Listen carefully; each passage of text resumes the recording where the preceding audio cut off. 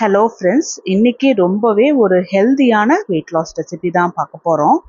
ராகியில் idli ready பண்ண போகிறோம். அரிசி சேர்க்காம நல்லா சாஃப்டாக புசு புசுன்னு அதுக்கு உண்டான இன்க்ரீடியன்ஸ் எல்லாமே நான் சேர்த்திருக்கேன்.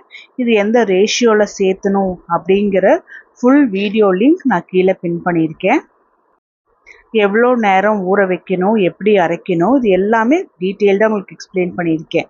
ஸோ ராகி சாப்பிடும்போது அனீமிக்காக இருக்கிறவங்களுக்கு கூட நல்லா ரத்தம் ஊறும், நல்ல ஹெல்த்தியாக இருக்கும், ஸ்டொமக் ஃபில்லிங்காக இருக்கும்.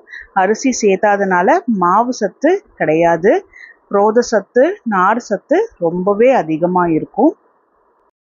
இது போல் ரெசிபீஸ் வெயிட் லாஸ் பண்ணுறவங்க, வெயிட் மேனேஜ் பண்ணுறவங்க, சுகர் இருக்கிறவங்களுக்குலாம் ரொம்பவே யூஸ்ஃபுல்லாக இருக்கும்.